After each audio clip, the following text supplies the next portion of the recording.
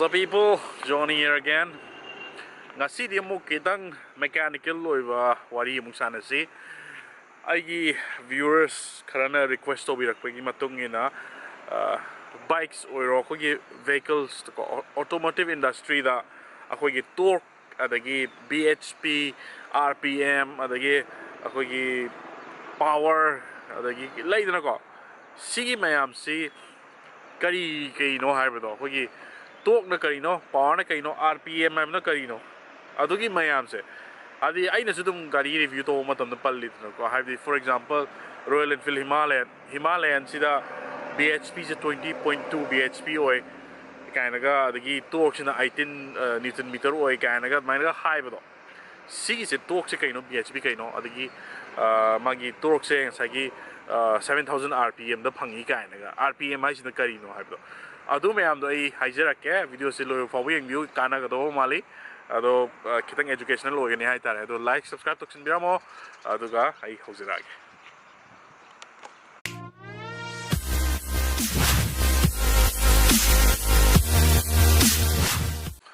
Okay, all right. Torque ne adagi power ne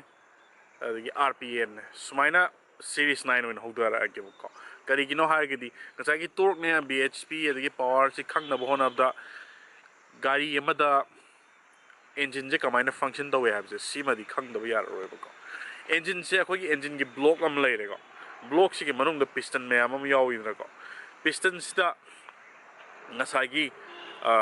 akoina thau ji hapsala kanda ngasagi nuksit amang suna kan side te jangani thau na somna kan jangani aduga ngasagi keno sina akogi spark plug sina manung da hapaga manung bi yorga koina fire tor ka na piston is mine up and down mine kan torkan ni makada piston gi makada su crankshaft na ma apa complete am yori ko crankshaft is mine rotator ko ni ado adugi me am this mine piston jina kan unga ka na sagi force mine inkhalak ko do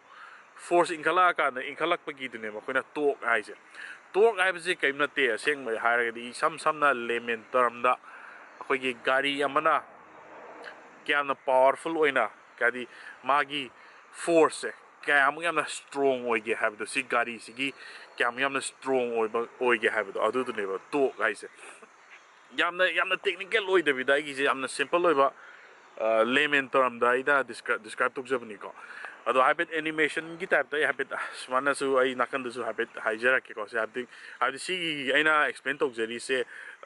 kaya ta diagrammatic description natraga di aina chinna haibit natraga di gyan taro ebo aduna torque hai si nga sagi force tu ne ba aduna force kayamung yamna ketare powerful oi kyamna keno oi habdo kyamna strong oi sigi gari se habdo adudune ba aduna asagi gari maktana traga su koina icham cham any koina day to day life da koina asagi po na ma koina nat ama koina asagi range koigi keno na pana para smaina leithu ise leithu pagi smaina p va force sis ne ba to guys gyan da go adu ne adu nga ngasai gari manung dana ngasai aina ngasai panjagi ba piston je smaina up and down unga aga ngasai force pikal ko adu ne ba torque haise ko si le torque ki mathang da mo koina power mo hai gari se power kyam le power se BHP rom da oina oli ko power si height ngai da torque se magi measurement se ko gi newton meter da oina tawi newton meter haise ko BHP ki dam lage power ki dam lage power sina muk kamai to ge have dang sagi gari sina kayam yamna fast oina particular direct kano da destination da yobunga mi have to adu ne ba car amana sidai si ma pa sidai na ai som side si bauta thobuda tapna thoraga di power yam kana darkar oi de ko adu sidagi muk yam kanna yam thukna thoge har ga di power yam darkar oi ko aduna power hargadi ngasagi gari sigi ngasagi torque yawdo torque sidaida RPM ga multiply torakanda 5252 sina divide torakanda phangba potune ba power haise power se horsepower da power se BHP da ko brake horsepower haise sida measurement tawi aduga 5252 haise si akhoi keno ne ko constant oiba number ne ko aduna ngasagi torque to dagi plus RPM se RPM haragadi revolution per minute haibnebuko RPM si mu kai describe tok jarake RPM haidi ngasai gi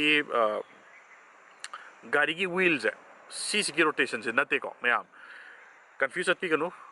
RPM haragadi ngasai gi aina mamang na panjagi tok describe tok jabada khoi gi piston lere piston gi makha da attach to ba khoi gi plate am yori na ko saina yam kan mama piston is saina up and down ka dini unga kan matung ina proportionately oina saina chatui ni pa crankshaft ko ba ko crankshaft sina minute amada kyamu yam rotate to we have to adu ni RPM haise aduna RPM wangi gai tok wanga kani RPM nemi gai tok nema kani adu ni aduna tok in multiplied by number of RPM do divided by 5252 sisina BHP oina phangduine ba adu mayam si yam line agyan ta na ba ai example am pija ge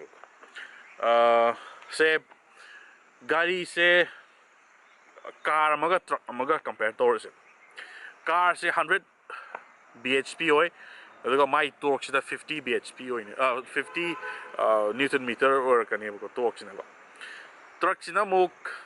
50 BHP oi halasi aduga torque sina 100 newton meter oi halase adu gari ni si kana ni yangi car ni yangi dum khangi ko aduna ngasagi gari gi acceleration gi speed se power wangi gai BHP wangi gai yang bi hel kani ko aduna torque se nemaga torque se nemi na mu ngasagi gari sina load kyam na pubangami magi force kyam na magi kyam strong we have to ne aduna truck ta torque wanga ise BHP nemaga su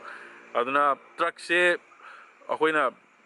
highway to 40 km/h 50 km/h den thau den na ko aduga torque ti amna wangi mo se wangi sina bara moiduna ngasagi heavy load me ama pu ha pa ga pu thau ngami dana ko chingna ko thau pa dum ge toraga 20 speed dum thau ki na ko masi torque wang bai ne power wang bai na ti ba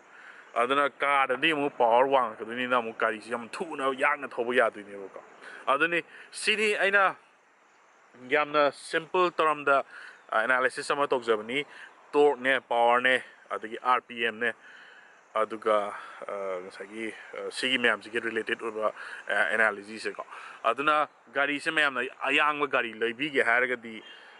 power di yeng leibi o BHP sida aigi gari se 100 BHP ni adagi Jeep Compass ko around 150 160 170 BHP bo dum oi admaina ngasagi aigi gari ga 100 BHP ka Jeep Compass ki 170 BHP ke di compare to yaro yang mo ina hela ni adagi muk akogi pickup truck ta Tata Genon moina muk torque to wanga kani power ne makani ko di kai no mo di pickup truck ni heavy duty ni ko adamai to dana ngai me am gari si leibi ge haira ga di power di yang view yang bagi leibi ge haira ga di acceleration speed ko bayam na yamna thuna ko pickup ka yamna mong ta na thobi ba nungai ge to ba ka di power di yang view aduga akogi heavy duty ko ma kogi kai di port hon jin ge to ha te tok wang rom dom thibi ko aduni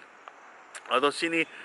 yamna ten ba hi block se ko हमने educational di worm do ma le khajai yamna simple term da haijar abni yamna scientific or term da yamna kana to na ai haijadra abni ko yamna de yamna lusan na haibu su ai sigi se adubu lusan na har ga mi yamje kesu gyan taro ena ko aduna aina yamna line haijabe wani sigi se torque ke power se kena ba se du RPM se kena ba se ko aduni ado losin jara ke video se atopo dong kitang mechanical term ge video atopo mu haijara kya ado ngasi gi wana di bye bye